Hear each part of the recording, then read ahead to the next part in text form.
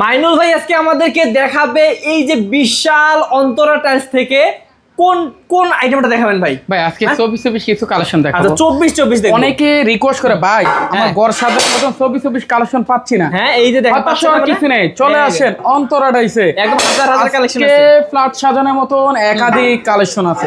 এই যে দেখেন। আর দ্রুত স্ক্রিনশট দিয়ে আমাদের ইমো হোয়াটসঅ্যাপে যোগাযোগ করেন বা অথবা আমাদের লোকেশন নিয়ে শোরুম ভিজিট করেন। ওকে।